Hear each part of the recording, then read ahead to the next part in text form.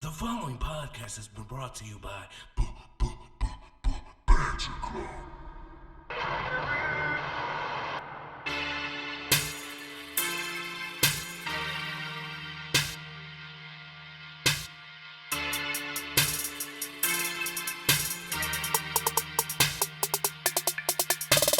Porn and goodies.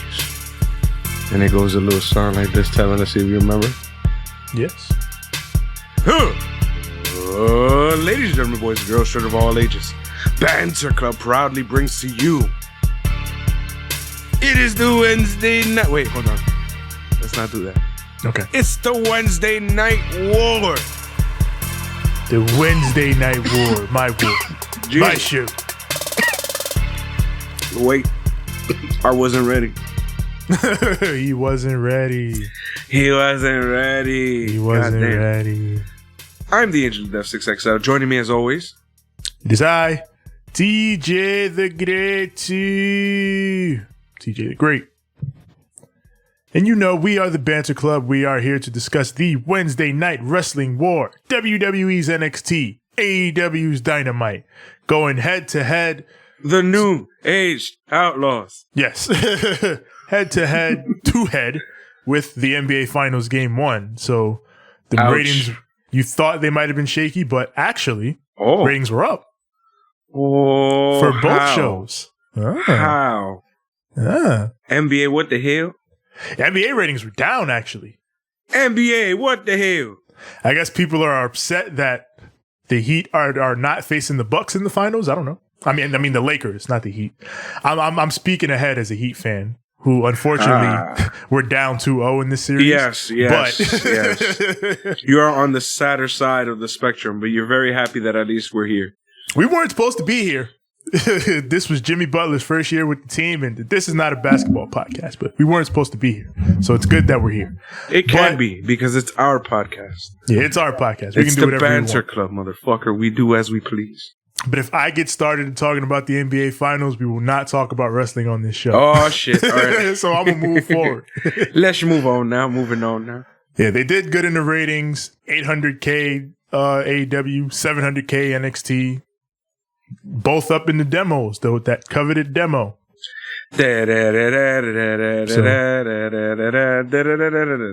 Chris Jericho, of course, bathing in the rays of his shine as the demo god. He's like, ha! NBA, ha! Who's the demo guy? Yeah.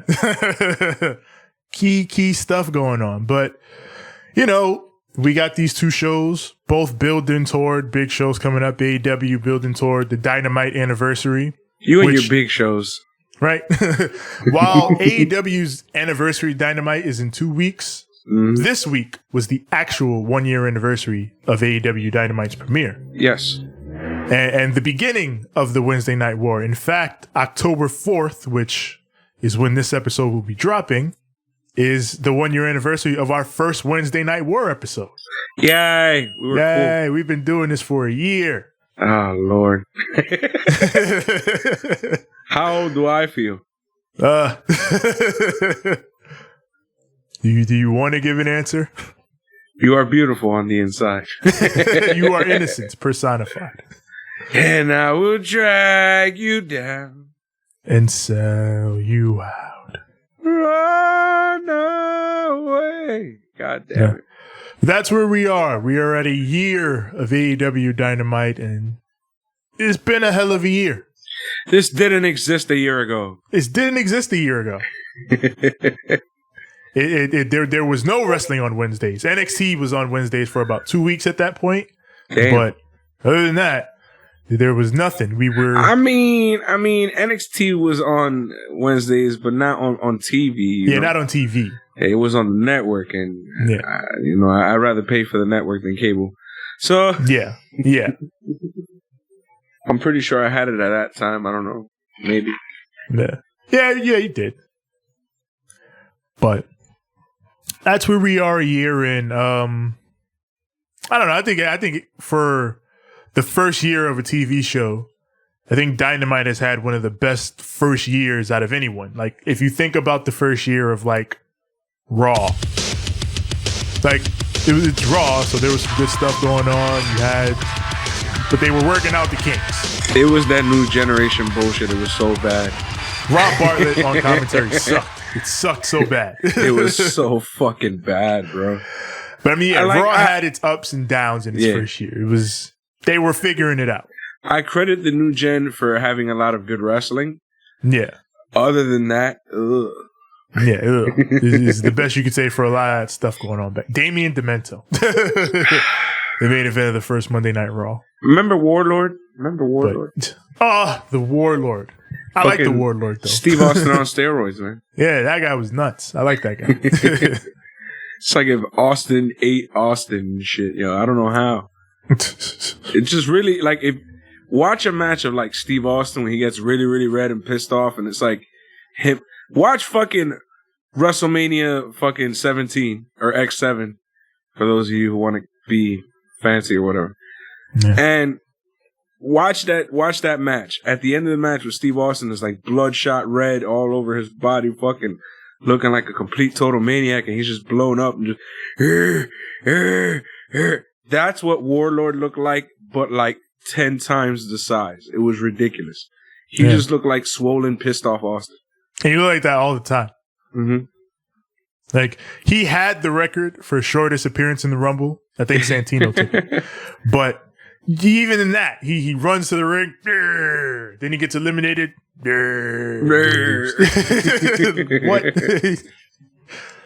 Yeah, he was a fucking boulder, bro. Yeah. But all that to say, in terms of the first year of a television show, Dynamite has had one of the better runs. Yes. In its first 52.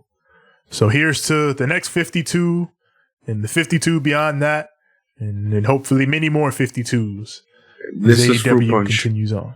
Yes. This is Fruit Punch. Trust me. In honor. So with all that said...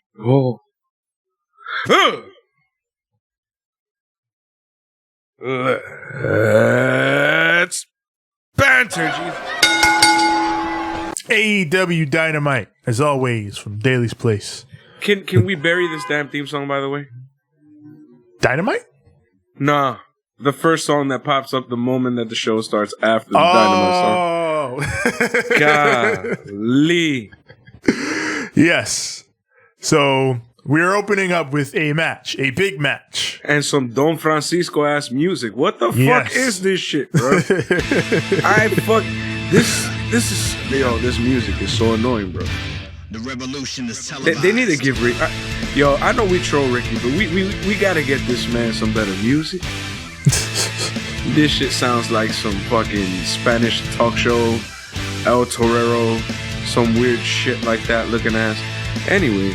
It's so hilarious because, like, he's with Team Taz. Yeah, give him some savage shit. You know the Team Taz song, which is, some cool shit. Then you got Brian Cage's song, Who Can Stop the Path of Cage? Yeah, fucking savage. Yeah. And then you got Ricky Starks. Then you got, Chavo. Dun, dun, dun.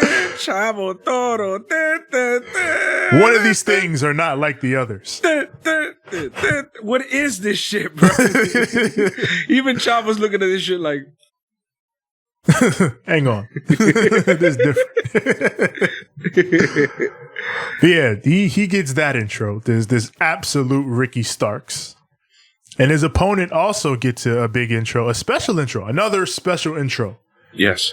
For Darby Allin. He's got rapper JPEG Mafia. My man's name is JPEG Mafia. JPEG.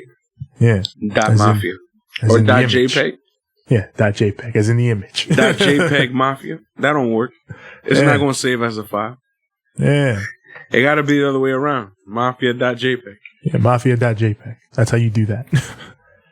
But this man, JPEG, he says, it's going to take more than some thumbtacks to kill this man.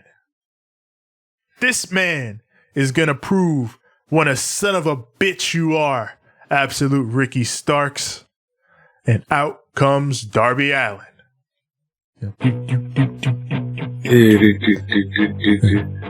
And that leads to our opening match of the evening, Darby Allin versus Ricky Starks. These two have been on and off feuding for like, what, 2 months now? I feel like this should have been saved for something or something. Pay-per-view, maybe?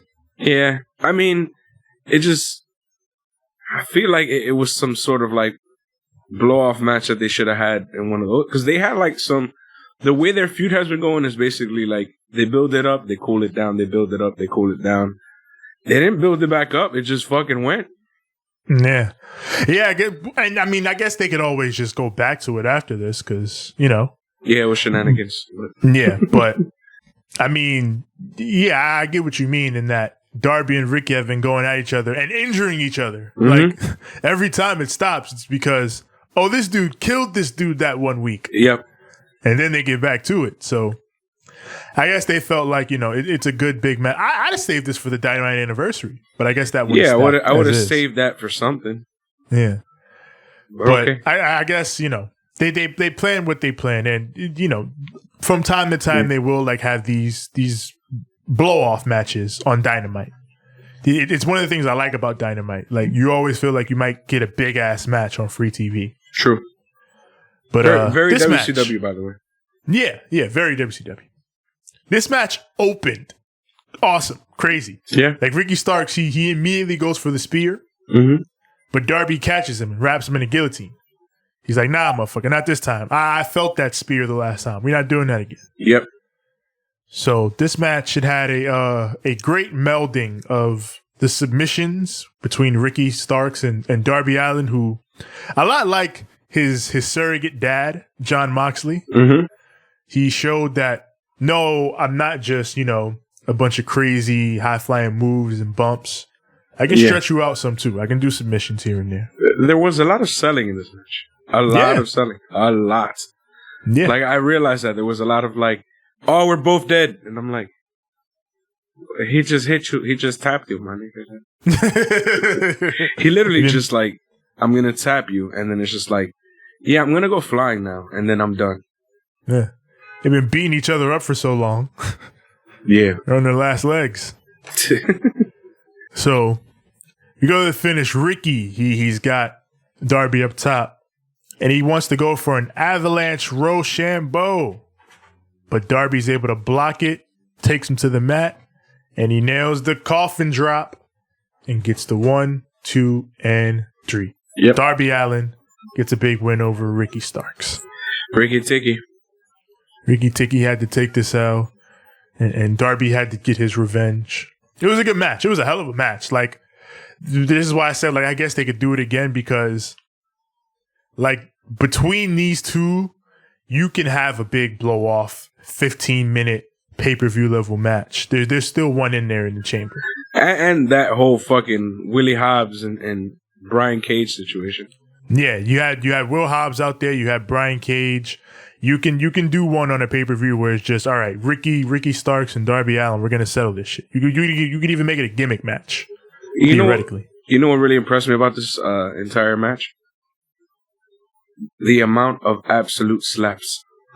Yes. Oh, my God.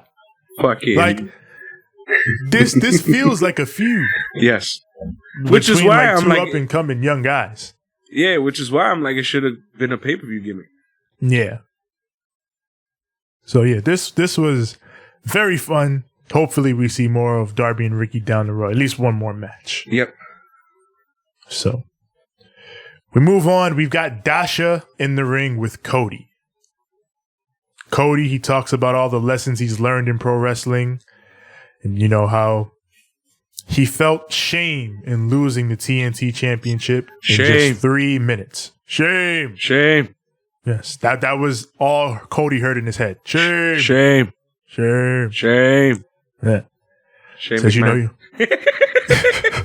while he was gone doing his new show for TBS, he heard all the promos and all the call outs from guys calling themselves the future or the ace of this company. He says he wants to make himself very clear. The only guys in this company who can lay claim to the title of ace are the world champion, the TNT champion, and the women's champion. And Tanahashi. And Hiroshi Tanahashi. If you ain't one of them people, one of those four, You ain't the ace. It's as simple as that. Yo, why is he dressed like a total vampire, my nigga? Count Cody.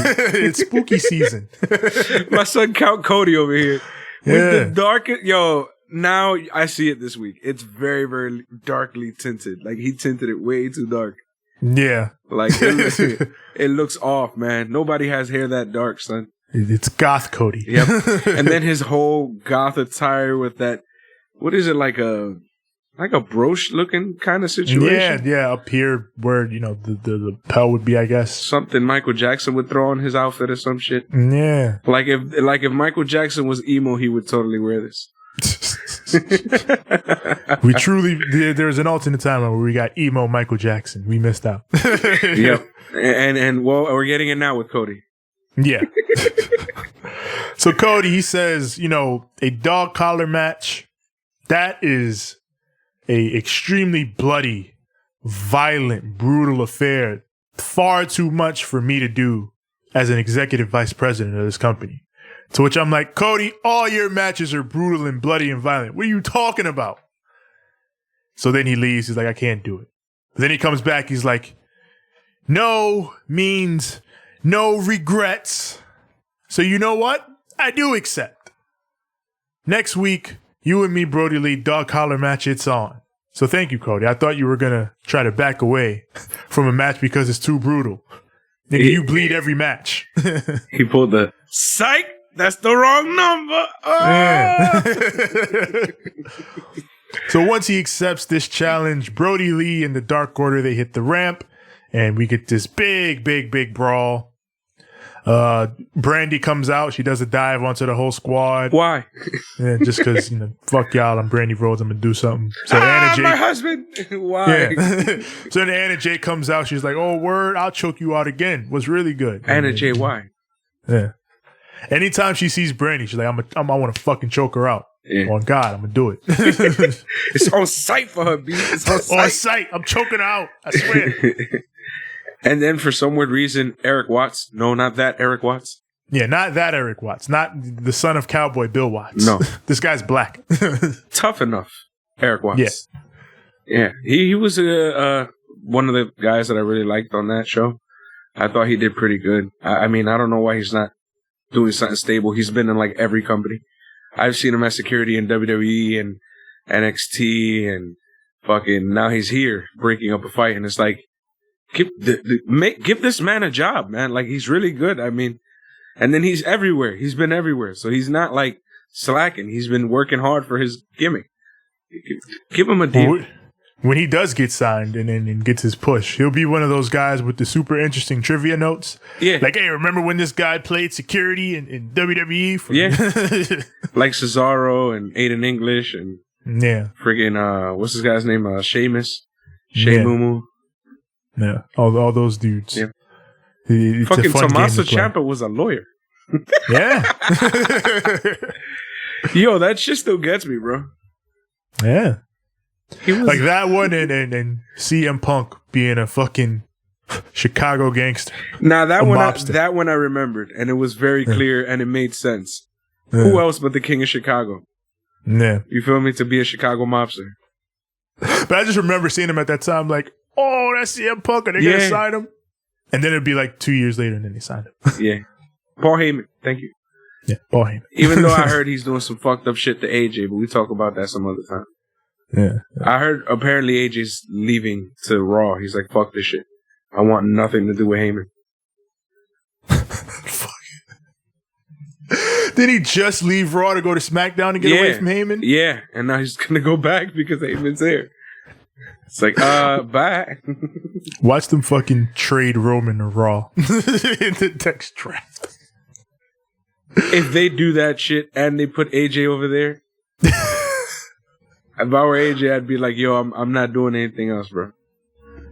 Just send me to freaking NXT. Yeah, send that. Right now, AJ Styles in NXT. Whoa. Oh my God. Imagine the stars. AJ Styles, Adam Cole, Finn Balor, Kyle O'Reilly. Gimme. If he's gonna finish his career in WWE, and that's what he said, then yeah, there. I prefer it there. Yep. But Ooh, that's imagine when Killian Cross gets back. that'll be fun. Did I just say Killian Cross? I think you did. I know what you meant, though. Carrying Cross. Carrying Jesus, Cross. God. What's wrong with me? He's only been gone for like 2 weeks, 3. TikTok, he'll be back. Damn, son. I already done forgot his name. Yeah.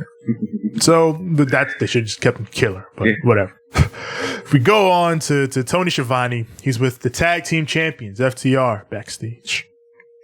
They say, we did best friends a favor last week by not accepting that challenge because, those guys, they're just some backyarders. They're not ready for that. They're not ready for what we're bringing.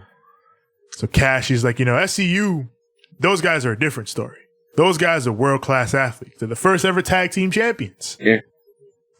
So Tony, he's like, well, what about the Young Bucks? What about the Young Bucks potentially getting a shot at those tag team championships? But Dax is like, what about the Young Bucks? Yep. They've always had a bunch do of that. chances. Every chance the Young Bucks have had, they've blown it. Yep. I guess because Dave Meltzer loves them and gives them all the stars, then sure, they deserve a shot. But other than that, no. So, yeah. Even throwing in shots at Uncle Dave. Damn. So then, from out of nowhere, Matt Jackson pops in, super kicks Tony, and then leaves. Why'd they try to make it seem like Nick was there? Right? Like, boy, you know that boy home? Like, they did it last week, but last week it made sense because he just called in the room like, oh, hey, it's just Tony. So you would assume it's Nick in there, even though it wasn't. As we saw in BTE, it was Brandon Cutler. But this time, they tried to but no one's there. No. It was he gave him that come on deal. Yeah. It's like, bro, there's no one there. Yeah. Watch BTE again next week. It's going to be Brandon Cutler again. Let's go, Brandon. That takes us to Dasha. She's with SCU. Golly. And, they say, we got a tag team title shot tonight, 20 minutes to do it. It's time for us to get our tag team championships back. We're going to do this tonight. And they walk off, but before they do, they see Sean Spears. He stops him. He's like, hey, good luck out there tonight, you guys. Which, I mean, they I guess they are label mates now. Yeah. Yeah, I guess, label mates. Yeah, if you think about it like in a music situation. Yeah, I got the same manager. Yeah, Tully is Puffy. Yeah. It works out. The Locks and Biggie, you feel me? Yeah. So that takes us to a 20-minute brush with greatness. AEW World Tag Team Championships on the line. FTR defends against SCU. I was going to say, fucking damn well Sean Spears is Mason Best. Mason Beta. I was like, did I just say that shit? Hell no. Nah. He's Mace at best. Yeah. He's Mace. On a good day. On a good day. But yes. On a bad day, he's Craig Mack. Rest in peace, Craig Mack. Yeah, R.I.P. Not to take anything away from any of these guys. I mean, they were all great musicians. I'm saying as when it comes to the totem pole and Bad Boys record label and how things work. Exactly. Politics, you know how that shit is. Yeah. So for this match, we got Scorpio Sky and Kazarian teaming up for the first time in a while. Like the SCU tag team for the last couple of months has been Daniels and Kaz, and Scorp has gone solo. Yep. But now they're bringing it back to the original duo that won the belts. Yep. So I like that. I like that choice for them. I mean, to be honest, there's something about Kaz and Angels that I just like when they work together. They work together very well. Yeah. Especially because you're so used to even back in Impact when they were Bad Influence and Ring of Honor, the Addiction, like those two have been like everywhere as a duo and have done it with pretty much everyone. Yeah, like to me, the spin out star would always be Scorpio. Yeah. Yeah, especially since he's the youngest and those two are, grizzled veterans of the business. Yeah. It's like, we're on our way out, kid. You starting up. Yeah. But, FTR, they love preaching about how, we're professional wrestlers. We play things by the rules. We're old school. And like their first match with SCU, this was a very professional, well fought, old school tag team match. I love the move combinations that these four guys all pull off together. They're so smooth. Oh, yeah. So ridiculously smooth. Like, it's perfect tag team wrestling watching these four go. It's like, I'm going to flip you into this thing, which is going to get this guy to kick you into this thing, and this thing is going to turn into this thing. And then after we flip that into this and turn that into this, we're going to turn this into that. And then look, a surprise roll-up. Yeah. And it all just goes off so seamlessly. Yeah. It's like Randy Orton wrestling, Randy Orton wrestling, Randy Orton wrestling, Randy Orton. Yeah. So we go to the finish. Scorpio, he's in. He's got Cash. He's going to hit him with a suplex, but Cash is able to get away to the apron. So he's going to suplex him back in the ring, but Tully trips him up. And then he holds his leg down while he's down. And that allows Cash to get the pin, the 1, 2, and 3. Once again, FTR, that little extra bit of cheating. Yo, didn't Daniels get kicked out of this match for some stupid ass reason? Yeah, what the fuck did Daniels get kicked out for? I just remember 1 minute he was there, then 1 minute he was like, "Hey, what are you talking about?" And then the next minute he was gone. Yeah. Like, that shit went so boom, boom, I didn't see what happened. Yo, these refs are trash, though. you know what this is? You know what this is, actually? Because who reffed this match? Paul Turner reffed this match. Okay. And Paul Turner has been on a bunch of bullshit every time he refs an FTR match. I think he's their mole. He's the third imposter. Yeah. For anybody who plays Among Us, you know exactly what I'm talking about. Paul Turner sus. He's super sus, man. So yeah, don't trust Paul Turner. Why does he keep getting the ref FTR matches? Somebody talk to Tony Khan. I don't know, man. This man, he's the third imposter. Yeah. Another detail during this match. Hangman Adam Page was on commentary. And he, same as when, they talked about him when Kenny was on commentary, they talk about his former tag team with Kenny Omega. Yeah. And while Kenny was very, dismissive and everything of it, Page is somewhat, in denial about it. Yeah. Like, he's like, is Kenny really going to go on a singles run? Like, come on, after everything, we did together, we were champions and all that. And by the end of this, Excalibur announces an 8-man tournament. Mm-hmm. And the finals will take place at Full Gear. We get the first 3 entrants in it, and it's Rey Fenix, Jungle Boy, and Kenny Omega. And when Hangman hears that Kenny Omega is in the singles tournament, not happy. Kenny Omega, dude. So again, like I said, we're here with a breakup with 2 conflicting ends. Yes. Kenny being the petty ex and Hangman being the pining ex. Lord. And it's going to switch up later on because that's just how exes work. Yeah. Soon Hangman is going to, recover and he's going to be living his best life and Kenny going to realize what he missed out on. Yeah. Fucking life. Right, life. Corny shit. Anyways, next. Next match. Isaiah Cassidy. Yes. Private Party. And he's got Matt Hardy and Mark Quinn in his corner taking on Le Champion, Chris Jericho. Or he's Le got Champion the inner circle in bitch, as we... Yes, his Le Champion bitch. Yeah.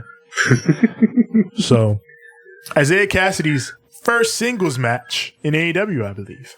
Man, all I got to talk about is Brian Pillman Jr. singing Judas. That was the greatest thing I think I've ever seen. Yeah, he was.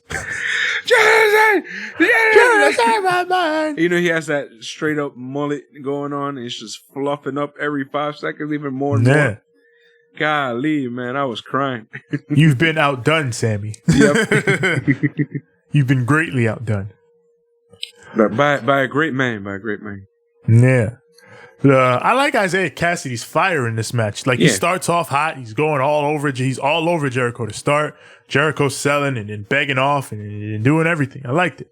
Until he gets pissed off and he cuts him off and then he starts to work him over. But good story of Isaiah Cassidy being, you know, a young upstart dude in his biggest singles match ever against fucking Chris Jericho. Like, they sold the situation and you know, the severity of that moment very well. I like how Jericho keeps getting in his face like, yo, fuck your shit, bro. Yeah. You're a rookie type shit. Yeah. And then Isaiah Cassidy's like, you what, mate? Yeah. Just flips him right over, does some flippy, tricky, dippy. It's like he's turning Jericho into a tornado, and then he just like murders him. And then from out of nowhere, Jericho's like, I'm okay. I'm good. Yeah. Yeah. There's a point he gets tossed into the barricade. Who the hell was that he got into a fight with? Who was that? Oh, afterward? Yeah. Luther and Serpentico. Oh, gotcha. Yeah, I'll get to it after. Right, sorry, my bad. Yeah. But, yeah. Jericho, he goes for the lion salt, but Cassidy's able to get the knees up, and then he hits the lion salt. And that gets in near fall. So then Isaiah Cassidy just decides, you know what, fuck it. I'm going to just beat Chris Jericho with his own moves. He hits a code breaker on him. That gets in near fall. And then he's going to go for, I believe, a springboard drop kick, but then Jericho just, from out of nowhere, Judas effect. Yep. Drops him. And then that gets the 1, 2, and 3. Isaiah Cassidy had a really good showing, but Chris Jericho gets the win. Yep. Fucking everybody and their mama was getting involved in this match for some weird ass reason. Yeah. Like, obviously the Inner Circle is going to try to do their bullshit, but then, you know, fortunately, Mark Quinn and Matt Hardy are out there, so they're fending them off, and then then we got the post match. Yeah. Fucking, they try to beat down Cassidy some more, but Matt gets a chair. He chases them all off, and the Inner Circle is forced to retreat. So they're at ringside, and then Jericho just gets into it with, of all people, Luther. Why? Yeah. Why? Luther and Serpentico. The Wait, Chaos Project. no. He got into it with Luther before in the middle of the match. Yeah, he got into it with Luther during the match. And then that's why now. Yeah. Yeah. And then post-match he just goes over and starts to attack him. Yeah, like well, he hit him. He was hitting him for a hot minute. Yeah. So he was like, you bitch, you think I forgot what you did to me? Yeah. Yeah. So this leads to next week for Chris Jericho's 30th anniversary show. It will be Jericho and Hager versus the Chaos Project, Luther and Serpentico. All right, cool. Yeah, if you're wondering why the fuck of all people is Chris Jericho wrestling Luther, it's because they go way back to the beginning. Oh. Yeah, Luther and Jericho, they've been friends since Jericho broke in. Wow. Yeah, Luther is a deathmatch legend. He's been around forever. Jericho brought him here to AEW. So, I ain't even... Who would have figured? Yeah. So, your boy Snake Man, Serpentico, yes. and Luther getting a big shot on Dynamite. Serpentico. Yeah. Oh, I get it. Yeah. Snake. Serpent. Yeah.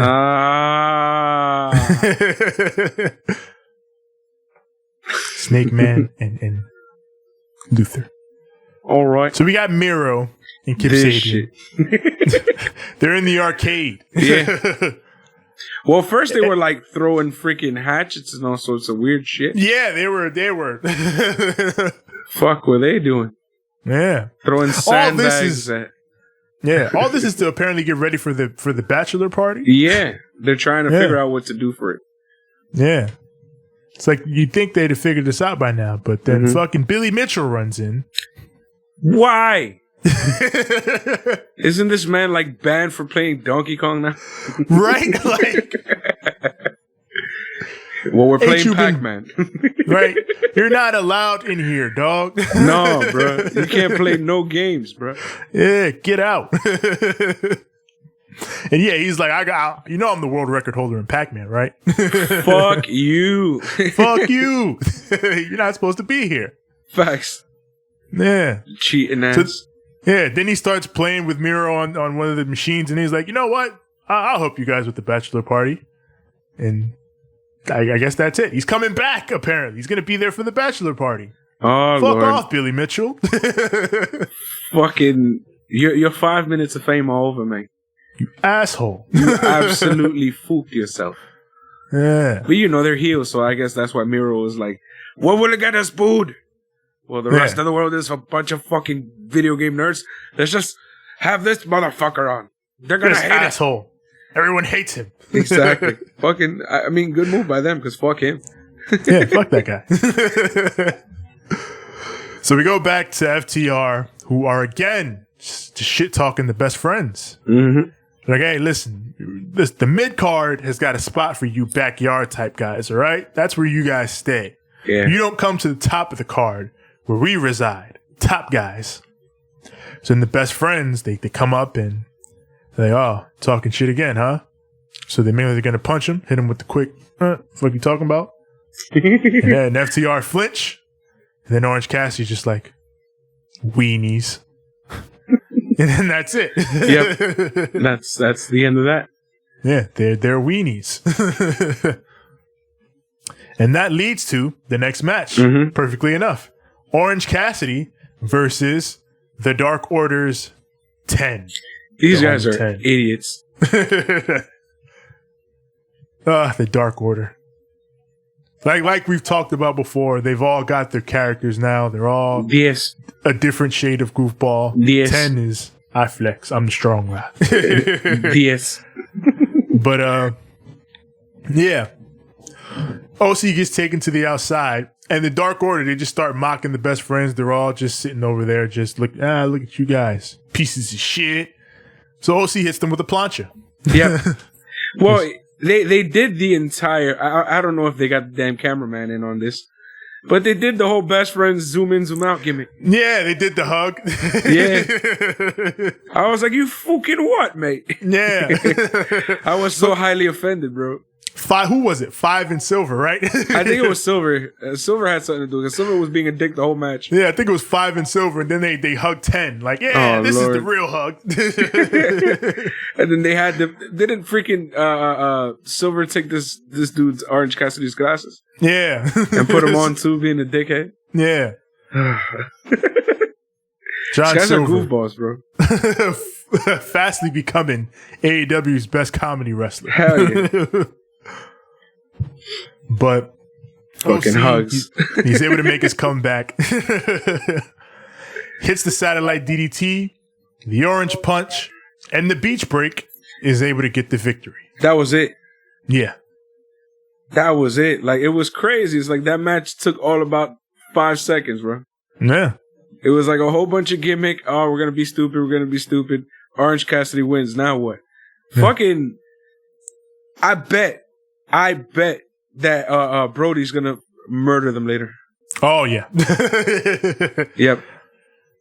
And unfortunately, it's the homie 10. Brody likes 10, but he going to have to get it. Oh, my God. So that takes us to... I think Silver's going to take the whole... Yeah, he will. It's always fucking Silver. Anybody who's been watching BTE knows. Yeah. No matter who fails, it always ends up being Silver that gets shit. Sue, he doesn't like your cooking. This motherfucker doesn't like your cooking.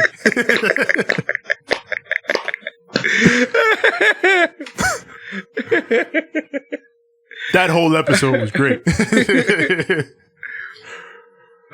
Work has been a little dead, so I've been able to catch up on some of this shit. Yeah. Oh, man. Go ahead. But that leads us to the Inner Circle's locker room, which is really the Elite's locker room. You watch so much BTE, you're used to seeing the Elite in there. Yep. Yeah. But the Inner Circle's in there this time. And MJF walks in with Wardlow. And he's got gifts. He gives them all jackets. Like, I made you all some nice Inner Circle jackets. By the way, I love how Santana and Ortiz the entire time are just a peanut gallery. Yeah. Yeah. Me mugging and looking on the whole time. But yeah, he's got a jacket for everyone except Sammy Guevara.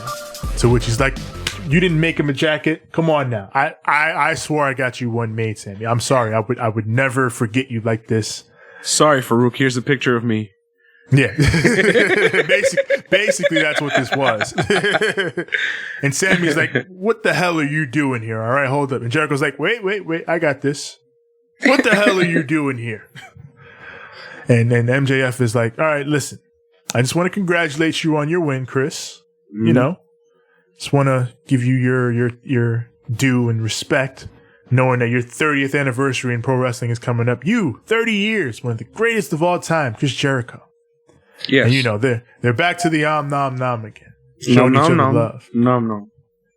And Jericho, he's like, you know, I gotta be real though, Max. I asked you something a little while ago, and you never got back to me about it.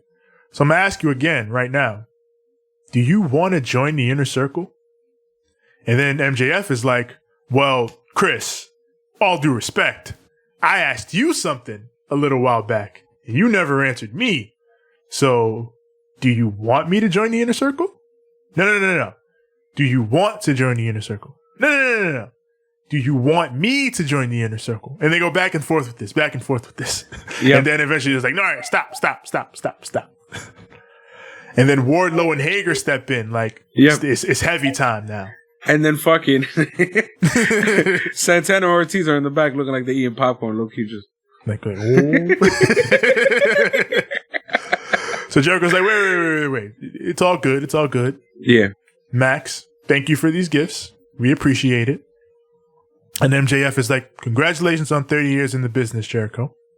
I'm just going to leave now. I won't forget you next time, Sammy, all right? And so then he leaves. And then a couple seconds go by. And Sammy's like, what a loser. But Jericho's like, no, wait. Perhaps he's not. So it's been a discussion. We've been talking about it. MJF looking for a faction. They're doing this little tease here. Chris Jericho's 30th anniversary is next week. Oh, man. Hey, let's see what happens, man. Oof. Yeah. He shitted on Sammy Guevara, though. He looks at Wardlow like, what the fuck, Wardlow? Yeah. Oh, I don't know, bro. I don't know. Yeah. I like how the two big hostas stepped up. And then the peanut gallery ensues. Oh. No. Up next, Dr. Britt Baker, DMD, the good doctor, is back. Yes. And she's got Reba in her corner. She's taking on Red Velvet. Yes. Homegirl Red Velvet on Dynamite. She's one of the Dark mainstays. Yes, I'm tired of seeing her on Dark already. It was about damn time. Yeah, here she is on Dynamite doing the job. There you go. You're moving up in the world. So, again, like this is usually with Red Velvet matches in AEW, it's a showcase for the other person. Damn. But Red Velvet gonna get her time. She's pretty good. Yeah, she's good. Yes. She gonna get her time. But in this one, it's all about the doctor. She hits a butterfly suplex, starts to curb stomp her shit, and then hits that fisherman's neck breaker, and she gets the victory. Post-match, puts her in the lockjaw because she's the good doctor. Yes, I'm going to break your teeth. Yeah, so then fix your teeth. Yeah. I'm doing you a favor. Bitch, you just running up a bill. I think up next they do like a quick little recap of what all the matches are going to be next week. For the 30th anniversary, Chris Jericho. First one is, I believe, Jericho and Hager versus the Chaos Project. Yes. Then I believe it is Brian Cage versus our boy Willie the Haas Hobbs for the FTW Championship. Yes, they're putting that on the line. So this is what caught my attention. Yeah. About this situation. So, is this now canon? This belt? I mean, This is, I believe, the second time he will have defended it in AEW.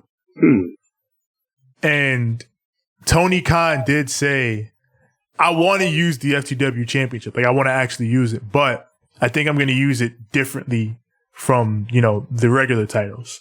Yes. So I'm interested to see if this is anything toward that goal he outlined. Here's one thing I want to do, right? Y'all need to get yourselves some replica belts already. Because all these titles, I want to see them do things.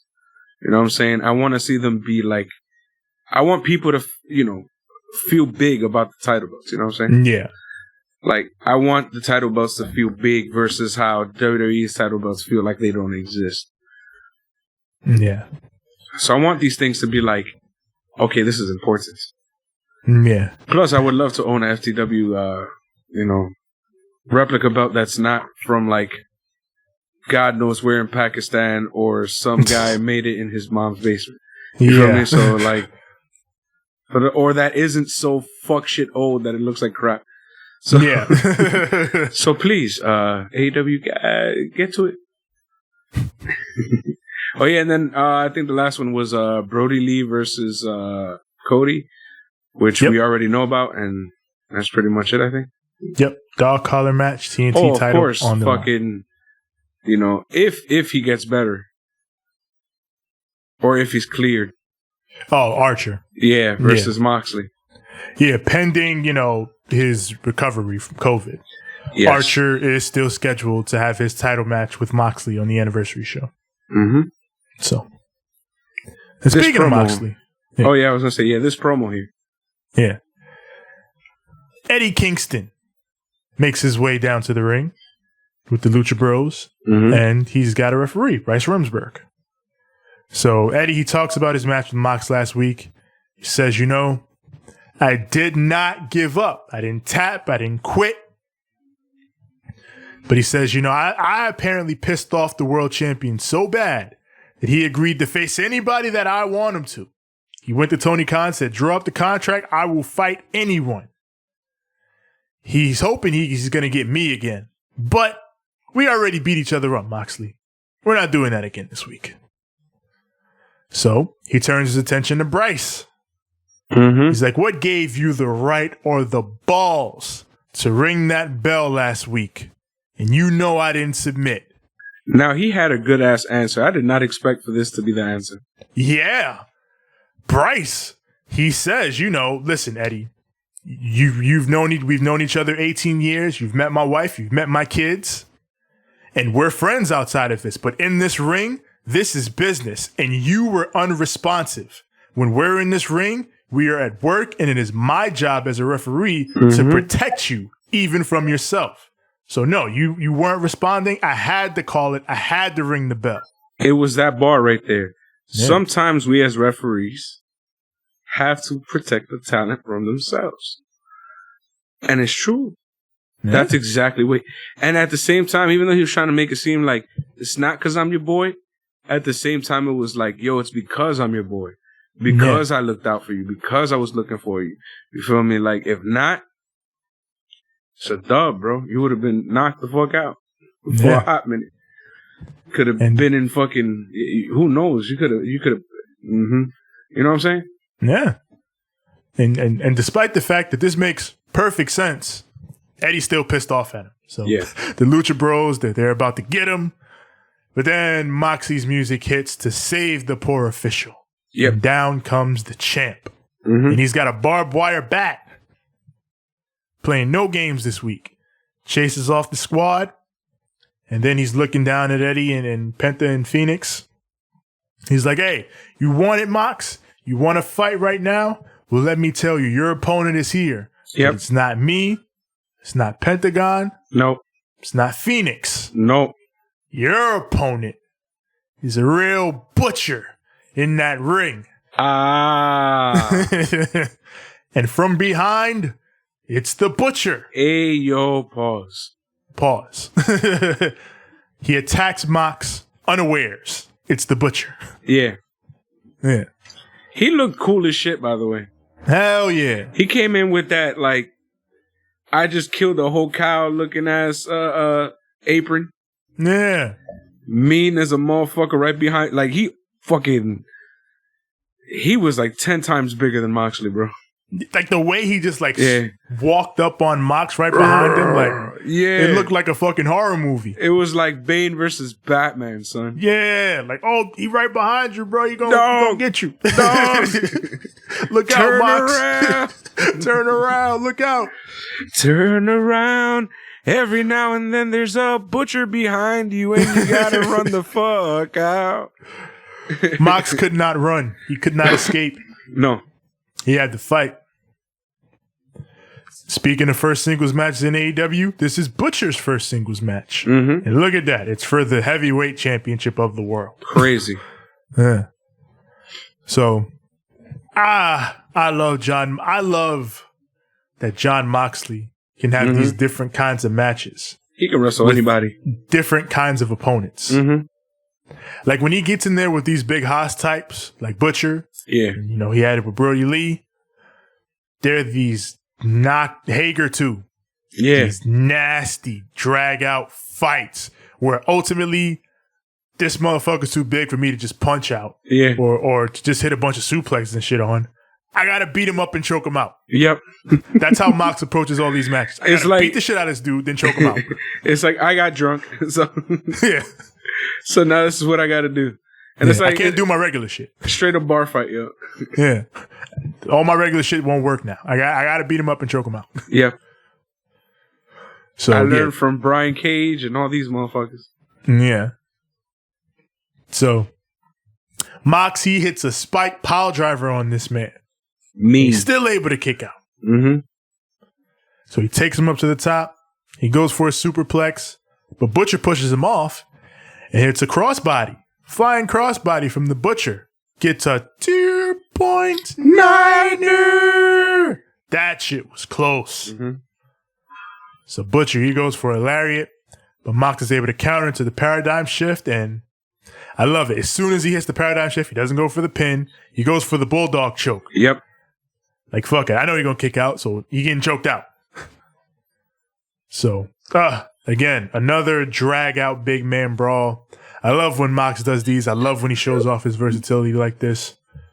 This man's a great world champion. Yep. He does everything he needs to do. Yeah. Which is why I'm looking for that heel. You feel me? The one that matches him in that defining heel, you know? Yeah. Because he'll wrestle guys that it's not just the one that matches him.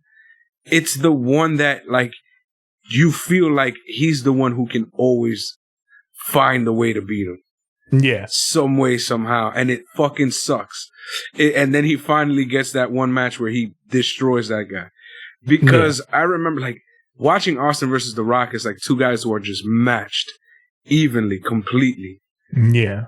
But something about Austin versus Triple H is just, because he just feels just a little bit better, a little bit quicker, a little bit younger. He doesn't have all the injuries. That's what it always felt like. And it was like, you sour motherfucker, you always find a way, and it's fucked up the way you win, but you always find a way. And I feel like Moxley needs to find that person where it's like, he's just that much better, so that way when he finally beats that guy, that payoff will be glorious. It works. Mm-hmm. And that was AEW Dynamite. Yes, sir. It was a solid show building toward these anniversary shows and the Jericho 30th anniversary. They got a lot of shit coming up for Dynamite, but I guess it's because the next pay-per-view ain't for a little while. Yeah. But a solid show. Again, good build of a lot of the, not necessarily younger in Butcher's case, but I guess the lower card, building those guys up. Yeah. Isaiah Cassidy got a singles match. Butcher got a singles match.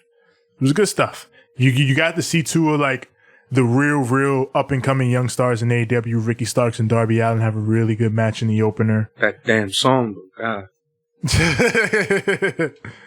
I feel like this was a good showcase show for the younger talent of AEW, or you know, it was one of those. To me, this was a building episode. Yeah, Like, it's okay, we're building to something. Which kind of sucks because NXT had a really good episode, even though it was kind of like empty. If it makes any sense. It was good, but there's not a lot went on. Yeah. If you get my point. Yeah. Which, in NXT's case, is weird because it's a go-home show. But we'll talk about it in a second, I guess. Yeah. All right. So, we'll be back right after these messages. And now, it is time. It is finally time. It's more time. More time. It's my time. It's time. His It show. is my war. His show is war.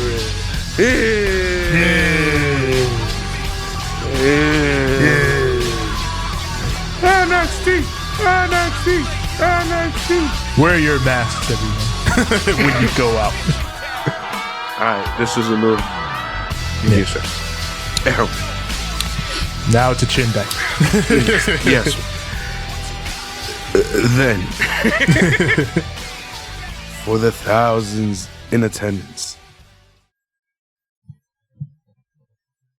for the millions watching at home, Yeah. and for this mask not being too annoying. It's actually kind of silky and soft. I mean, it's hard to breathe, but let's banter. Jesus Christ. NXT. Full Sail University. You know, I was talking about the ratings real quick. the thing I forgot, the real ratings monster this week was South Park. Yes. The pandemic special is the one that apparently went number one in the demo. That was the number one show, which that makes sense. Yes, it won demo, God. Yeah. As members of the key demo, I fucking grew up on South Park. Of course, I watched that over everything else. Hell yeah. Yeah. So They had a marathon on, by the way. I'm sure they did. They always do when they're gonna like do a premiere and some shit. I was at work. They had just brought that big ass. Did you see the big ass gun hookah they brought me? Yeah, I saw that. Yeah, so that shit, I had just got that, and I was watching a bit of that, and then after that, I switched to NXT. Yeah, and AEW, but because I have to present the show to you.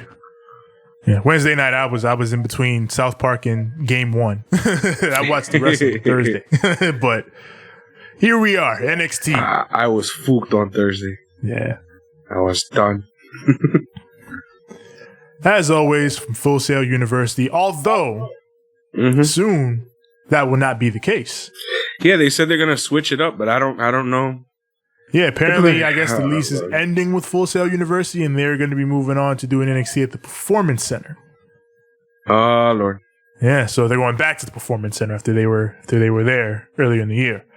But yeah, I don't know. I guess they want to keep it fully in house, or how are they going to present these shows? I mean, when things go back to normal.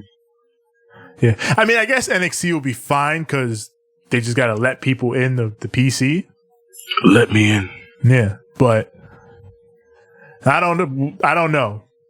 As far as main roster goes, they're going to be in a situation for a while, I imagine. Yep. But that's the situation where we are. NXT most likely moving out of Full Sail. Although the other thing is, for TakeOver 31 this Sunday, apparently they're going to let in people, like family and friends of wrestlers. I heard it might be in that place. What place? The place that is shaped like a dome. Oh, they're going to put it there? I hope not. I don't want it there. That's just hearsay, but yeah. No, I want people. Lord. If they're gonna try to have a crowd, just do people. I get why that's riskier, but if they can do it safely, do people. In the bubble. Yeah, put them in a bubble. So, NXT, we open up with the first match of the evening, Shotzi Blackheart versus Dakota Kai. And she's got Raquel Gonzalez in her corner. I was about to say, you better not forget Raquel up in that match. I'll never forget Raquel. I mean, she wasn't in it, but you know what I mean. Yeah, she was out there. She was making Raquel mean is faces. one of my many wrestling bays. Yeah. She was out there making mean faces and here and there just, I'm gonna fuck you up if I catch you. But down the line, Shotzi almost kills herself. Why? She does a sliced bread number 2 on the apron, and instead of Dakota taking the bump, fucking Shotzi takes the bump. Fucking lands on the apron on her head. Almost breaks her neck. Refs checking on her for a second. Whole match stops, because, we got to check on her. And she's okay, thankfully. She's good to finish. Raquel tries to run in, but Rhea Ripley comes down. Yeah. She tackles Raquel, and then the referees break it up. So, like we talked about before, they're feuding. That's a thing. And then Dakota in the ring, she tries to hit Shotzi with a boot, but Shotzi's able to dodge, and she rolls her up for the victory. Big win for Shotzi Blackheart. Really good match. Just scary there by the end with that bump. Man, that bump, I feel like she's been calling Darby Allin. Yeah. And she was like, bro, how are we going to kill ourselves today? Well, I'm going to try to do this gimmick and then land on my fucking head. That sounds great, buddy. Go ahead. Where are you doing this? On the hardest part of the ring, which, as we all been watching NXT, they have padded that shit to holy hell at this point. Yeah, and thank God, because shit. It looks like a Sicilian pizza. I'm telling you, pay attention, you'll see it. Yeah. So luckily, Shotzi just landed on a Sicilian pizza. But it could have been a lot worse. A Sicilian pizza crust. Yeah. So she was safe. Yeah. But yeah, it's still scary. Oh, Lord. Michelangelo somewhere like it. Totally. So yeah, Shotzi fears no bump. Yeah. And she's been strong in ring lately. So sky's the limit for her. I think, big things are in Shotzi's future. Should she stay healthy? Hopefully she stays healthy. Big things popping. Little things drop. So we got a split screen with the Cruiserweight Champion of the World, Santos Escobar, and Isaiah Swerve Scott. Yeah. So Swerve, he reiterates the basic point that he's been reiterating over the past few weeks. I've got your number, Escobar. I've beaten you. And every time we've had a title match, we haven't had to have a fair one because you keep going into your little bag of tricks. And Escobar's like, that bag of tricks that you call it is a century of tradition. And a takeover, I'm going to bury you in that tradition. Man, Santos is way too good on the mic. He's very good on the mic. Like, wow. I was not expecting this. It still shocks me because, I didn't even know you spoke English, dog. Like, that first promo he cut, and he spoke perfect English. I was like, oh, okay. Shit. I was like, I guess you really are Abe from Selena. Yeah. Anything for Selena's. Selena. I know it's Selena, man. It's a joke because of the way that they say it when they're making fun of the guys. Anyways. Yeah. I thought that he looked very good in this promo. I feel like he literally just ran an entire circle around Isaiah Swerve Scott, and I was like, ooh. I think the guy that they're trying to get over is not getting as over as the guy who's supposed to be the heel. Yeah. And that's the thing. Like his presentation, like the suits and everything, he matches it with his demeanor very well. The way he speaks, is everything. Very, very good promo here from Santos Escobar. He's like if Tobias from Black Lightning was likable. That's a good one.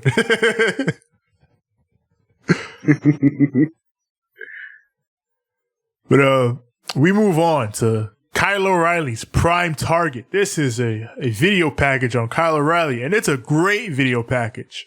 Fucking GOAT right now. Showcases this man's whole career, traveling through the indies, making his way up to NXT, making his way to this title shot. Turns Kyle O'Reilly into a palatable top babyface in like 2 minutes flat. This shit was great.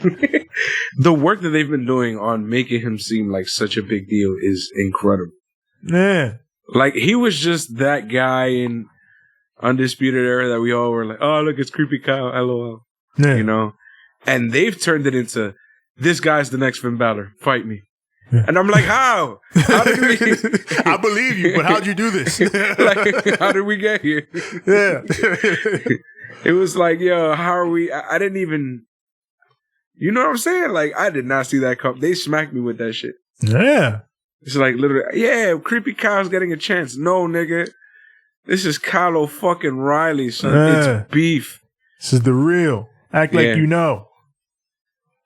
So we move on from that great shit to something not so great. Tegan Knox has, in fact, torn her ACL. Yeah. Terrible, terrible luck for Lady Kane. Hopefully, you know, she makes a full recovery, can get back and can stay in the ring, because you can only fuck with those legs so much before they give up. I'm gonna shout out something right quick that I enjoyed that was part of the show. Yes, because you know Lady Kane has been through enough, man. She's been through so many injuries, and Triple H did say that she's very resilient and she's a very strong person, and he thinks that she might be able to like recover from this. Like, if anybody can, he says she can. Yeah. So if I can't do it, homie, it can't be done. So, you know what I'm saying? So, well wishes on that. But something that I found enjoyable in the show, that I hope something fun comes from it. So we have Siphon Filter again. Now, I know Randy Orton played the part of the Siphon Filter at on Raw, but other than that, we also had, what's this guy's name? Well, we don't even know who he is. It's literally just green screen camera, a whole bunch of shit happening backstage. God knows what's going on. Then it looked like some futuristic bullshit. And then it was like 10, 4, 20. And I'm like, what the fuck did I just watch? Yeah. It was just cool video game looking shit. Yeah, like a fucking Metal Gear cutscene or some shit. Yeah, like what?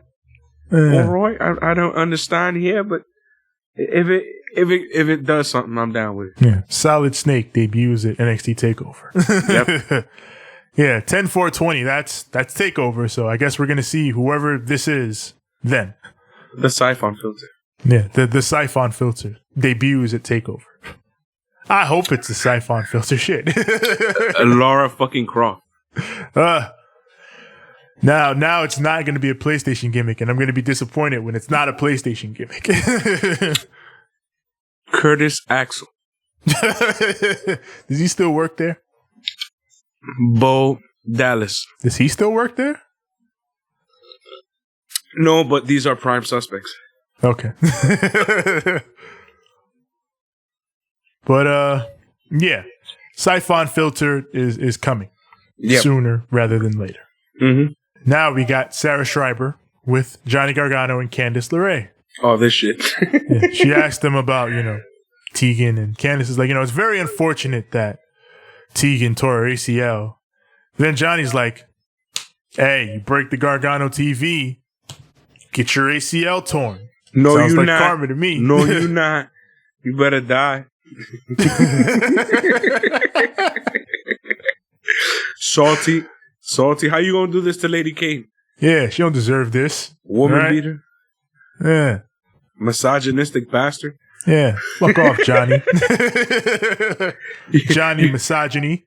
You human piece of shit. Yeah. I'm a fat piece of shit. Oh man. For those of you who remember, you remember. Yeah. So we go from these two assholes to this one asshole. Cameron Grimes. Cameron fucking Grimes. Oh, Cameron Grimes is in the ring. Does he feel greasier every week, or is it just every week he just gets? I guess since Kyle O'Reilly is not sleazy anymore. Yeah. This man has to absorb all the sleaze. just fucking dirty. You disgust me. His freaking sweaty, hairy chest, fucking dirty, mismatched beard, sweaty, oily, greasy, nasty hair, and then the biggest asshole grin of all, Cameron fucking Grimes. Cameron Grimes. And despite this here, big ass shit eating grin, he says he's not happy because, you know, he lost in the Gauntlet Eliminator. Mm-hmm. You know, whose idea was that stupid Gauntlet Eliminator anyway? I bet it was one Mr. Regal. He's upset with William Regal. So he says, you know what? It doesn't matter because I'm going to get myself going again. Right now, I've created a new match. What? It is the Cameron Grimes Invitational Stepping Stones to the Moon What the match. hell? Okay. So, in this, I guess he's bringing out an opponent. And his first opponent, his name is Joey Pistachio, who he says is an NCAA champion in the 85-pound division. I'll let you Google if the 85-pound division actually exists. So this poor man comes into the ring and gets all 85 pounds of him caved in immediately. Grimes gets the win. So Grimes is like, yeah, that's one win down. And that was pretty tough. But here's the next guy. Let's see if I can beat him. His name is Joey Strong. But we do not get Joey Strong. We get the corpse of Joey Strong thrown onto the stage. And following it, it's Ridge Holland. I guess, what's his name? Joey what? Joey Strong. Must have, I guess, gently spilled a little bit of Mr. Yorkshire's tea. And, yeah. He spilled a spot of tea. I guess he got what was coming to him. Yeah. We don't play that in Yorkshire. We play rugby in Yorkshire. That's all we ever play. That's all we do. Bunch of fuckboys playing Yorkshire rugby. I'm sorry. I'm so sorry, people. Oh my God. People of Yorkshire, I'm so sorry. Apparently rugby is like a badass sport. Yeah. But it's also played by a lot of dickheads in high schools and colleges. And you can make with that. So, I don't know. That's make your own assumptions. Just imagine WWF Attitude Era locker room shenanigans. So Ridge Holland, after he has killed this man Joey Strong, and Cameron Grimes is like, whoa, wait a minute, I like that, but you're not actually a part of this invitational. You can't come down here and do anything. But Ridge Holland doesn't care. He's come to kill a man. And he comes down to the ring and starts to beat the shit out of Cameron Grimes. And this is a match, but it don't last long.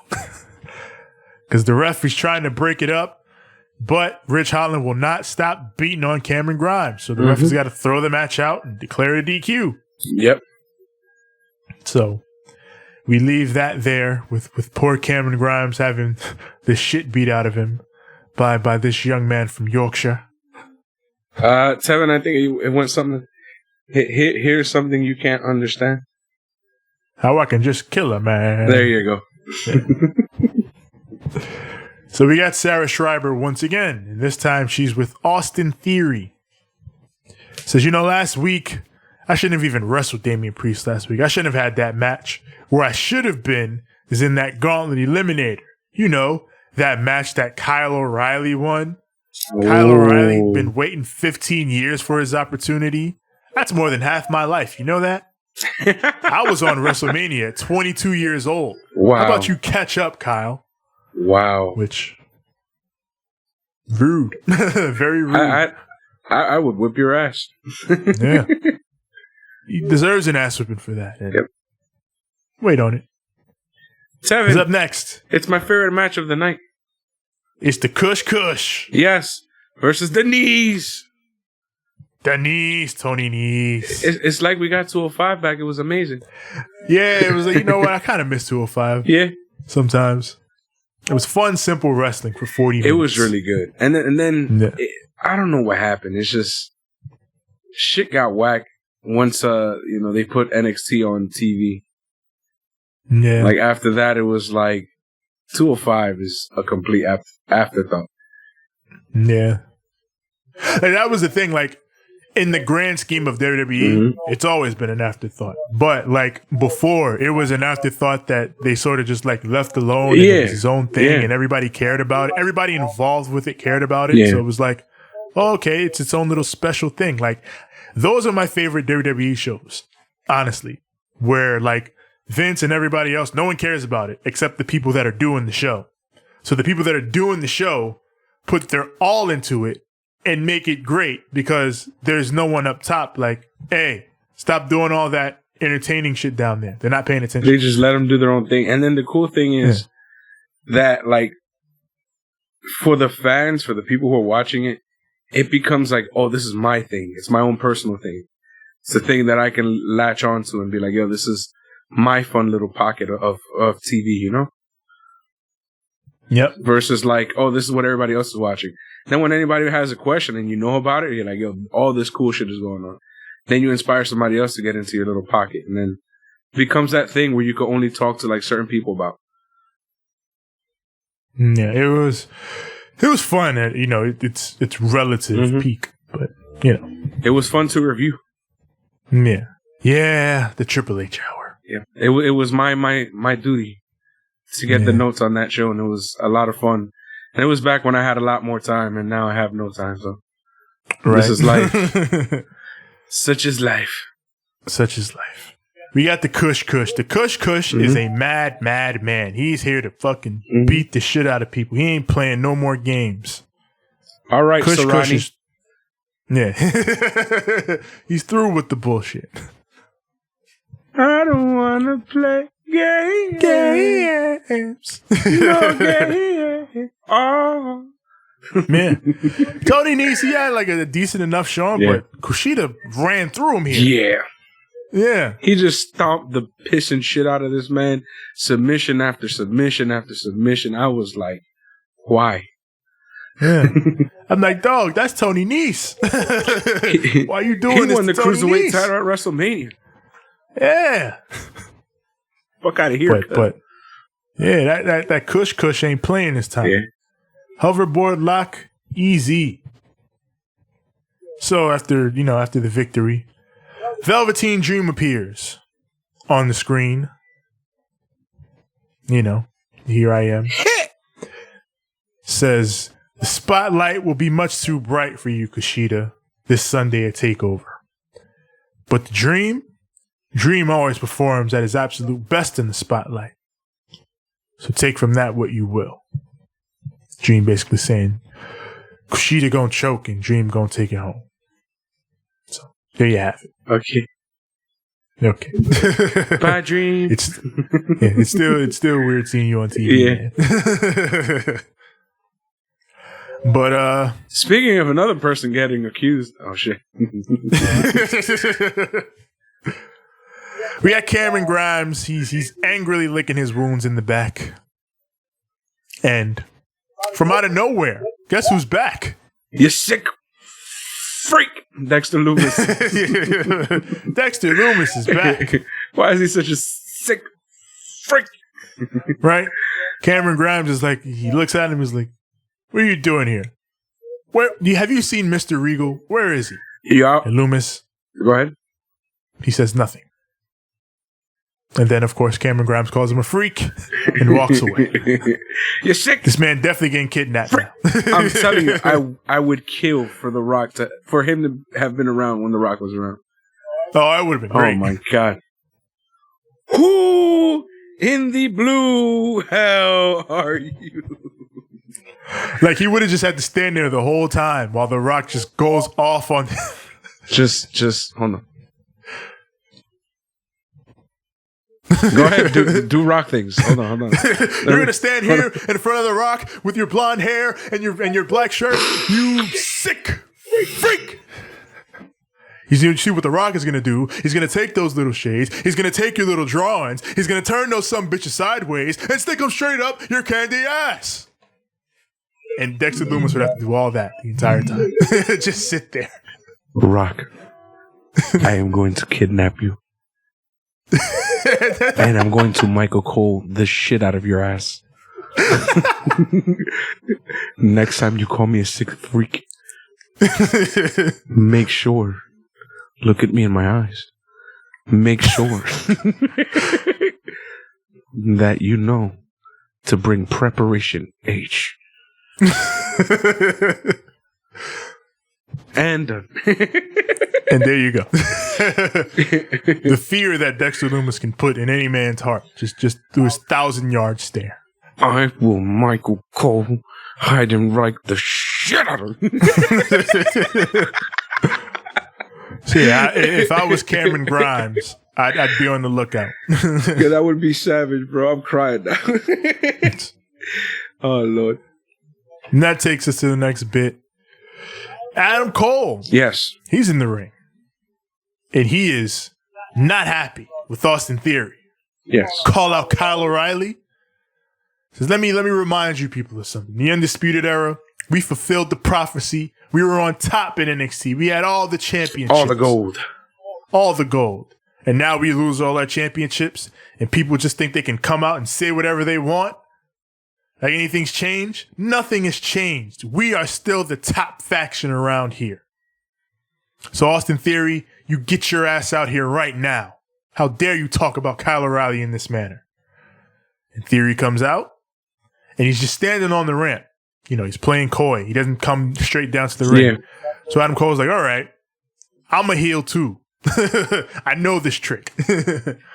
You can either come down to this ring and take this beating like a man, or my boys can get you, and you'll wish you would have gotten in this ring and taken your beating like a man. Austin Theory comes to the ring. Like, you know what? You're right. I ain't stupid. Yeah, let me not get jumped. Let me have a match.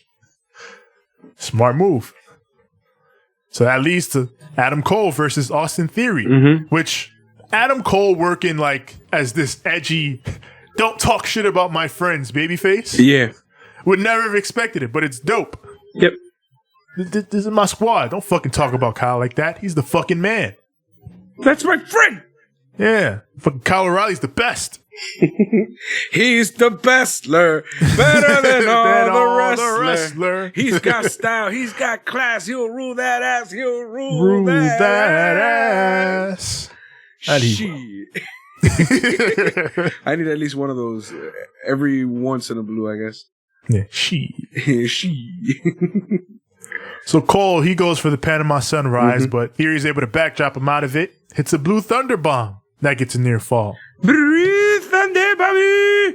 Blue thunder bomb. He goes for his rolling drop kick, but Cole is able to super kick him right out of it. And then he hits the Ushigoroshi. Ushigoroshi. God, I'm gonna miss that man. Yeah, no one calls it like Morrow. So he hits that Ushigoroshi, and then the last shot follows. Adam Cole gets the win. And then post-match, he looks into the camera, says, Kyle O'Reilly, he was born ready. And on Sunday, Kyle, you're going to shock the world, but you're not going to shock me. Because I already know. That's real shit. Like, everybody needs them a friend like Adam Cole. Well, you're going to shock everybody when you do this, but not me. I already knew. That's real shit. But you know what's crazy, though? What if he says that? And then, not me. Because he knows that he's going to do some psycho shit. Some dirty-ass shit. Some slimy shit. Some Slytherin shit. Some Serpentico shit. Some Serpentico shit. Snake in the grass ass. Oh, man. Man, it's possible. It's definitely possible. It make me sad now after fucking Cole being such a good baby face. I know, but it's like, that's my boy. That's Kyle. He gonna do it. It's a possibility. Oh, you can't rule it out. But that's why. That would make it hit even harder. The fact that Cole did all this prior to. Yeah, and we were like, damn, that was his man's, bruh. Why you had to do him like that? Damn. Hey, yo, Adam Cole, you sus. You sus, Adam Cole. Right? Sus. Have they played that? Yeah, I'm sure they have. But you know who I think is really sus? Let me ask you a question. Where the fuck have Roderick Strong and Bobby Fish been this whole time? Facts. Bobby in particular, because he wasn't even there last week. Sus. You sus, Bobby. Sus.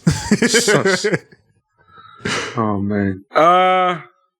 From one of the most beautiful endings to a match to one of the most beautiful couples in NXT today, ladies and gentlemen.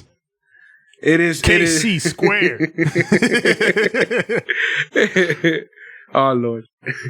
KC Squared in the building. Kaden Carter with Casey Catanzaro in her corner takes on Xia Li. Y'all niggas is mad cute, though. Right, they mad cute. I imagine this is a result of Xia not following the code of honor last week. Ooh. You know, after that match. She didn't want to shake hands and shit. Mm-hmm. So, all right, you gonna wrestle now. So, this is a short little back and forth between the two. You know, they're still, relatively young and lower card on NXT. So, about 4 or 5 minutes. And Kaden gets the quick win because we all know the money is KC Squared. Yep. That's where it's at right there. So, post-match, she goes to help Xia Li up. Good competition. Still cool, though. I'm going to help you up. Mm-hmm.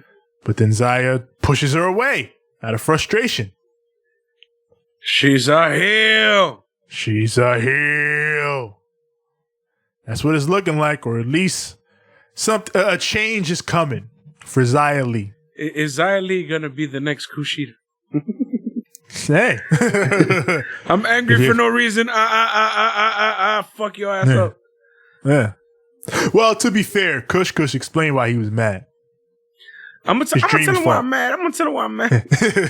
It's fucking Dream's fault. But yeah, you got little kids climbing up mountains. No, I'm sorry. We got the Heartbreak Kid, Shawn Michaels, in the ring. The Heartbreak Kid, Shawn Michaels. The boyhood dream has come true. So he introduces our competitors for Sunday, Finn Balor, Kyle O'Reilly. They hit the ring, they shake hands. Finn, he says, I respect you, Kyle, and I'm looking forward to facing you at TakeOver. He said that shit so salty, though. He said it with a smile on his face, like, you a piece of shit, you know that? And Kyle, he returns the sentiment. I respect you as well. And Shawn, he says, this is the best Finn Balor has been. Coming back here to NXT, becoming a champion. But how do you prepare for Kyle O'Reilly, who seems to be wrestling's best kept secret? Mm-hmm. And Finn says, this man is no secret to me. The fringe fans may not know Kyle O'Reilly, but I do. I know where you've been in this business. I know that here in NXT, you're a tag team specialist. But outside of NXT, you're a single specialist. He says, what I really want to know, though, Kyle, is, are you going to show up alone on Sunday? Or are you going to have your boys doing your dirty work for you? And Kyle says, nah, this isn't about Undisputed Era. I'm leaving that behind. This is my moment. It's not about them. It's about me. So Shawn, he asks, it seems like there's been some conflict in Undisputed Era recently. You want to say anything about that? And Kyle's like, that's a non-issue. There's no beef with us. Those are my boys. And Finn says, Kyle, you'd have a pretty good shot at this if you were facing anyone but me. Yeah. Yeah.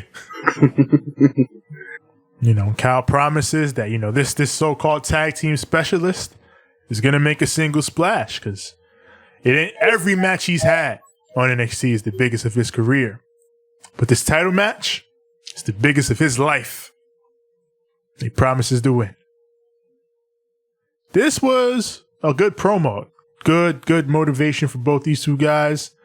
No like hard heel on either end. Just good stuff with Sean facilitating and helping the promo along. Yep. Yeah, this whole show served to build a lot of hype for this title match on Sunday. It's like we talked about earlier. If you were going into this like, Kyle O'Reilly, really? By the end of this, you're like, hell yeah, Kyle O'Reilly. Why not? Yeah, like the thing is that they showed it. It's like, yo, if you look at it on paper, Kyle O'Reilly's career has been mirroring Finn Balor's. When you were here, I went here. When you were there, I went there. And it's almost like he's been following him. And the pattern is just slowly following him. And then when he got to NXT, Finn went up to the main roster. So it's like, they made it seem like it's such a beautiful story. And I'm like, from where? Where'd you pull this out from? Golly. Oh, man. Great. They doing the thing. So that's that kind of storytelling that you love to see. You love to see it, man. You love to see. And that is going to take us to the main event. Oh, shit. Now, before this thing starts off, right, you got Johnny Gargano coming out here and fucking Candice LeRae looking like it's greased lightning and shit. All lovey-dovey. Fucking, I'm over here thinking they're about to sing, what was the name of that song? The Summer Gimmick? Which one? Summer Lovin'. Oh, that one? Then, on the other hand, you got fucking Punishment Martinez, a.k.a. Serial Killer, a.k.a. Lord Raiden. And he Defender of Earthrealm. Yo, he does the goddess shit ever. He does the little, the bow and arrow gimmick. Boom. And then it goes into Io Shirai's theme. I was like, yeah, I did that shit. Yeah, I did that shit. It was like, ho, ho, ho, ho, ho, ho, ho, ho, ho, ho, ho, ho, ho, ho, ho. And then all of a sudden it was all that. Oh, you know how it Hell was? yeah. Fucking Io Shirai's 10 out of 10 theme song. Yeah. Mad God but for no reason. this, right? This match was typical WWE mixed tag rules, which, is to be expected. Men versus men, women versus women. But, I was hoping, after they let Rhea fight dudes, man, I'm down for Io Shirai versus Johnny Gargano. Give me that. But you see, that's the thing, right? With these matches, you can't have, the two opponents interact as much as they should, right? Yeah.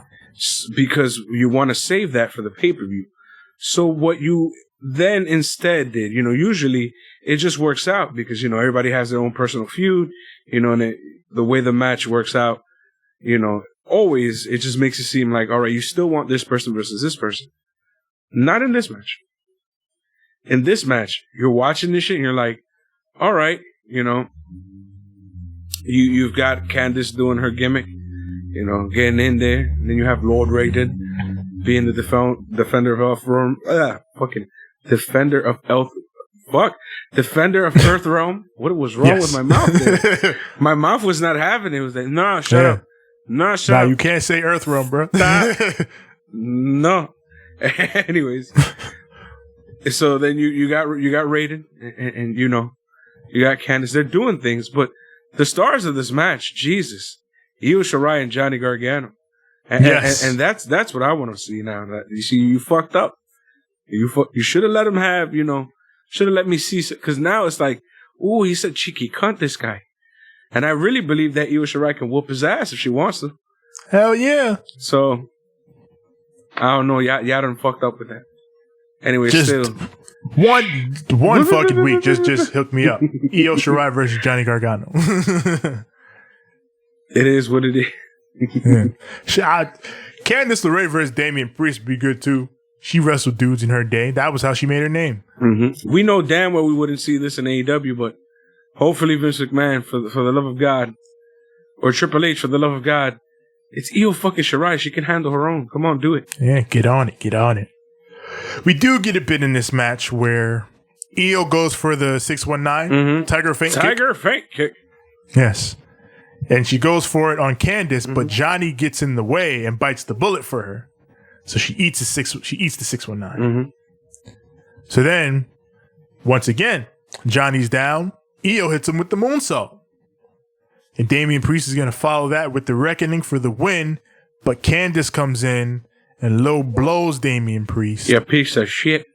And that allows Johnny to recover and hit one final beat for the victory. Johnny and Candice, they get the belts post-match and they celebrate with them. Like, babe, we're going to be champions on Sunday. And then there you have it.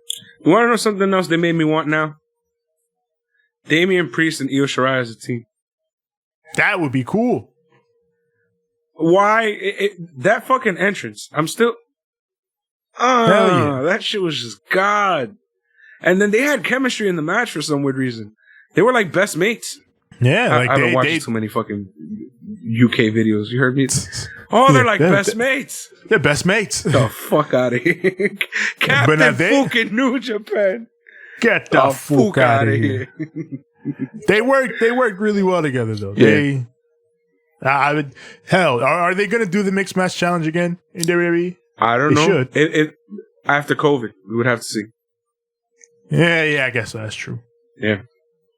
Not after COVID, because we don't know if this... After we have, some type of normalcy where we can do it. At this point, I don't think we can say after COVID anymore. Nah. We don't know when that is. At this point, all we can say is when everyone's vaccinated enough where we can do shit again.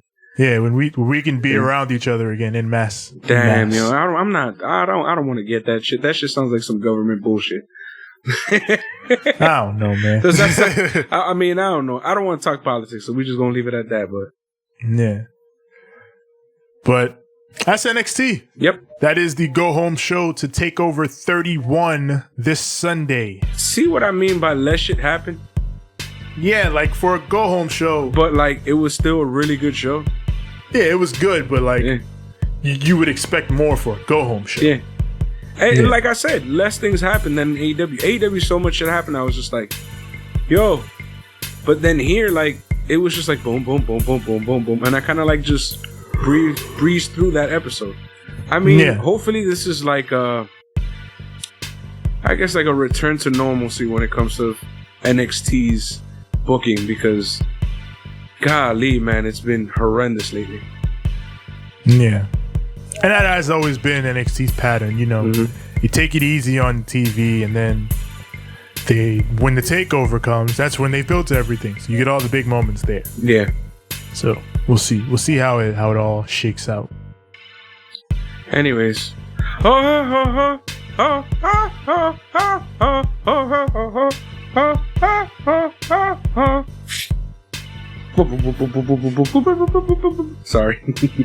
All that good shit. I'm still stuck in that shit. That shit is fucking great. Tevin, I think it's time to call it a wrap. Yes, sir. All right. Well then, ladies and gentlemen, it's a wrap. It's a wrap. That means it's time for you to tell them where to find me. Yeah. You already know where to find us. Find us on Instagram at Ramblemania Show and at Banter Club Podcast. Find us on Twitter at Ramblemania, Facebook.com/Ramblemania Show. You can also find our group there, Ramblemania Show's Banter Club. That is where many things are posted. Memes, links to other groups. It is where all this shit goes down. You can also find our audio everywhere audio is found. That is Apple Podcasts, Google Podcasts, Spotify, Stitcher, SoundCloud, Anchor, TuneIn, Overcast. Everywhere your podcasts are found, search Ramblemania Show or Banter Club. And as far as the video goes, right here, youtube.com/Ramblemania Show. Or you can hit the search bar, search Ramblemania Show or Banter Club. When you get here, click the like, click subscribe, click the bell, so that when the new content drops, it goes straight to none other than you. And as for me personally, Find me on Instagram at TJ the Great One. That's TJ the GR, the number 8, the number 1.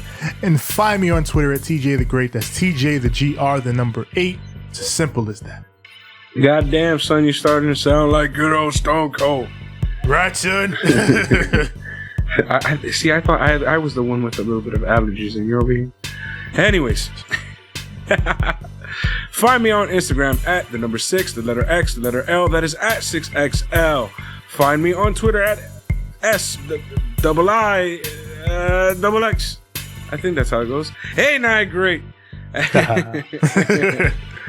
Oh man, that is at SIIXX. You're all ready. Wow. It's been a quick, simple, good episode. Not a lot of shit happened. It was a lot of building, and hopefully, at the pay-per-view,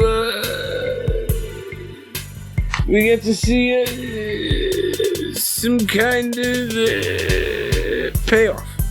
It'd be nice. Hell yeah, payoff would be nice. Of course, man. Well, Tevin, I think it's time to leave him a little too sweet, and a good fight. And a good night. Damn, I wish Bronson Reed had a fucking match. I got this shirt. God damn it.